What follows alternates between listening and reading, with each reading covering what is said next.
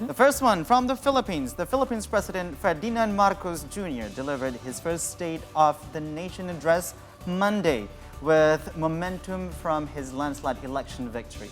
During his speech, he is hamstrung by history as an ousted dictator's son and daunting economic headwinds. Meanwhile, thousands of protesters marched on the street and urged Marcos Jr. to outline a clear roadmap out of the economic crisis.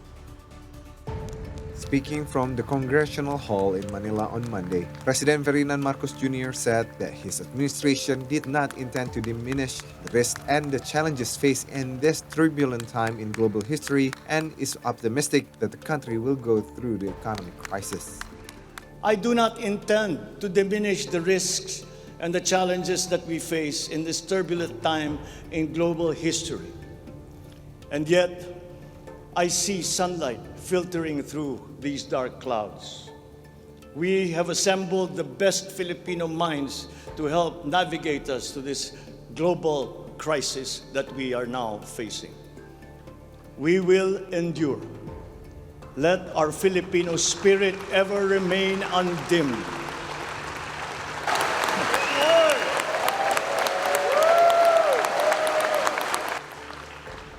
I know this in my mind. I know it in my heart. I know it in my very soul. The state of the nation is sound. Meanwhile, more than 20,000 policemen, anti-riot contingent and troops were deployed in metropolitan Manila, where a gun ban has been imposed to secure the late afternoon ceremony before a joint session of Congress at the House of Representatives. About 5,000 protesters had marched along a key road away from Congress. They issued a range of demands from government aid and fuel subsidy amid soaring cost of living to justice for human rights victims under Marcos Jr.'s father, a late dictator who was ousted in the 1986 pro-democracy People Power uprising. They also demand the new president to outline a clear roadmap out of the economic hardship brought by 2 years of coronavirus pandemic lockdowns and the global fallout from Russia's invasion of Ukraine. We are facing a very bad economic crisis. On top of that, we have efforts to revise history, distort history, and glorify the dictatorship of Marcos's father, Ferdinand Sr. We cannot allow these things to happen. That's why we are protesting. We are demanding that this regime address the urgent demands of the people and stop historical distortions, stop denying history, and take accountability for the crimes of the dictatorship. Executive Secretary Vic Rodriguez said last week that Marcos Jr. would lay down plans to brace the country for a looming food crisis, which prompted him to decide to temporarily serve as Agriculture Secretary and the safe resumption of in-person school classes starting next month. So to know more about the latest situation in Manila, we are now connected with our Philippine correspondent, Camille Elemia. Hello, Camille. Good afternoon there in Manila. Camille, we also learned that 3 were killed in a shooting at the university graduation ceremony on Sunday after a gunman opened fire on Ateneo de Manila University.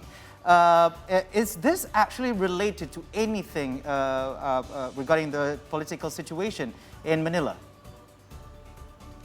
Yes, you're right. 3 people have been shot dead at a graduation ceremony in Quezon City, which is in Metro Manila. It's in the Ateneo de Manila University, one of the most prestigious universities in the country. The killing there was not associated to the State of the Nation address of President Ferdinand Marcos Jr., but it is related to politics, mainly in Mindanao in the southern Philippines, because the one who was killed was a former mayor of Basilan. And Basilan is an island province in Mindanao. Many Muslims are staying there, but the mayor is a Christian. But that mayor and her family have long been leaders in that province. And they were able to live well, live together well with these, despite differences in religion and opinions. But what happened was the suspect was actually a medical doctor who is a supporter, at least online. He has been posting supportive messages for President Bobo Marcos and Vice President Sara Duterte, and he has been posting bullying messages against former Vice President Leni Robredo, the opposition. President Marcos condoled with the family of the victims and said that investigation will continue.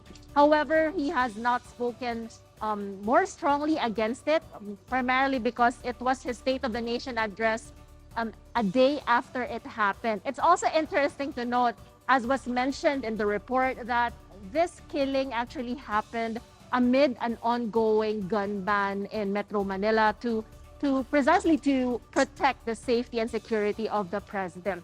Going back to the speech of President Marcos, he primarily focused on telling Filipinos about his plans on solving the imminent food security crisis. In fact, he actually appointed himself as the interim Minister of Agriculture.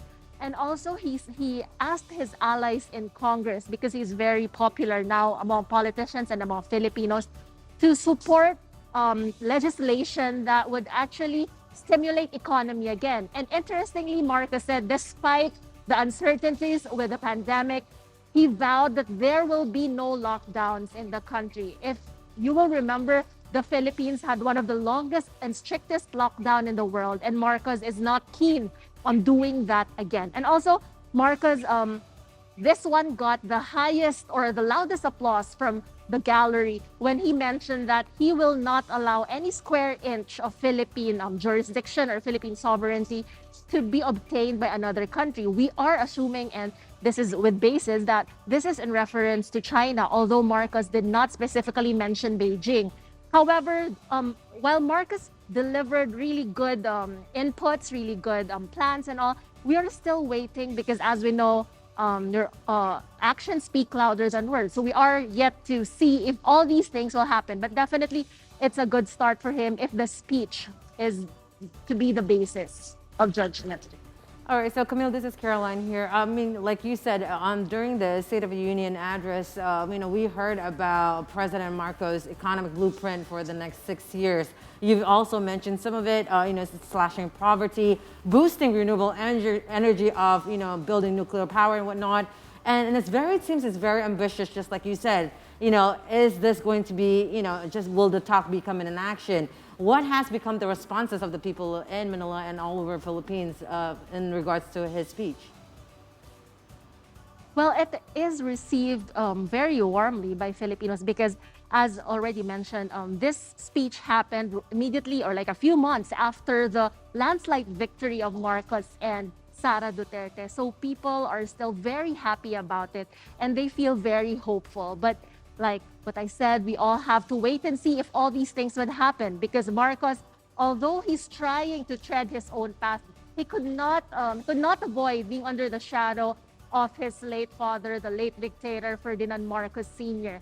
And some of the policies that he actually mentioned are reminiscent of the policies of his father, like the revival of the nuclear power plant, because during the time of his father, they also established a nuclear power plant in north part of Manila, but it was closed down due to several issues. So we're kind of seeing like several patterns of like trying to regain the legacy and also at the same time trying to tread his own path. And also, Camille, I know it is very early for the people of the Philippines to see how Bongbong Marcos would navigate the relationships between the Philippines and China, because as we all know, earlier you mentioned that Bongbong Marcos stated that he will not let an inch of the Philippines the Philippines sovereignty to be taken by another country. But at the same time, we know that Bongbong Marcos has spoke to China in this case. So how would he navigate this development between, surviving the sovereignty, but at the same well, developing the relationship with China?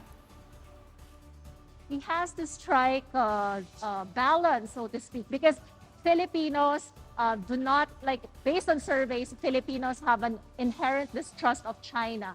And as a former U.S. colony, many Filipinos are more trusting of the Americans or the West in general. Yeah. But China and the Marcoses have long history together. The diplomatic ties between Philippines and China actually occurred under the time of former President Ferdinand Marcos. And Marcos and the family have long have been public about their support for China. They have been attending events at the Chinese embassy and all that. But Marcos at the same time has to balance that with, appearing too close to China, because the Filipino public would not like that. Because I'd like to correlate this to what happened to President Duterte. President Duterte is a very popular president. He left the position with the highest trust ratings, but at the same time, he was not able to convince the Filipino public to trust China more than the West. So that's where that's where the compromise that's a compromise that Marcos should think about. Yeah, All that's right. his homework too. I know. Camille, thank you so much for the updates, and we'll be back to you with more updates. Stay safe and take care over there. Thank you, Camille.